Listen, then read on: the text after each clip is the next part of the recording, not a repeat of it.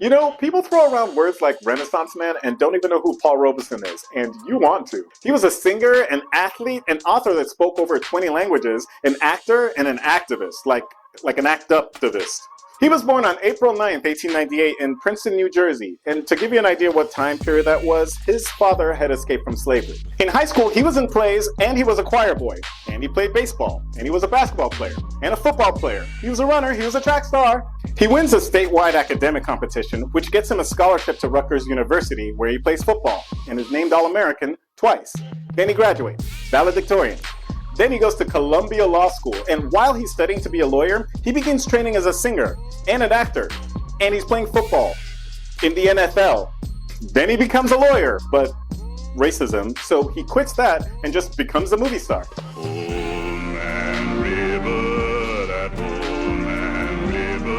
But racism, so he quits that too. Now, our boy is mad political, and he's speaking out against the US government. Loud. And the US government, they don't like that. So they canceled all his concerts and got him blacklisted. So Robeson took his concerts overseas. But he keeps talking that mess. I would say that unquestionably, I am an American, born there. My father slaved there. Upon the backs of my people was developed the primary wealth of America. The primary wealth. You have to have accumulated wealth to start, to build. You did it another way here in Australia. You had to build your accumulated wealth too. You just came and took it. You know what I mean? And that's what they did in most of the countries. That's what you Europeans did. You just took it. We got to catch up with you a little bit. And so in America. So they cancel his passport. Now he can't travel. Dude starts holding telephone concerts. This is in the 50s, and thousands of people showed up. Paul Robeson was loved internationally. I mean, people say that, but India loves him because he supported their independence from the Brits. One of the reasons Australia loves him is because he was a big supporter of the working class. This is him singing for the construction workers of the Sydney Opera House.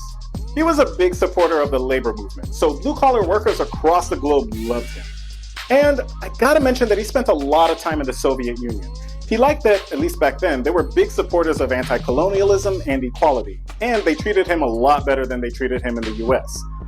The US government also didn't like that. It was the first time I felt like a human being, when I did not feel the pressure of color as I feel it in this committee today. Why do you not stay in Russia? Because my father was a slave, and my people died to build this country. And I'm going to stay here and have a part of it just like you, and no fascist-minded people will drive me from it. Is that clear? You are here because you are...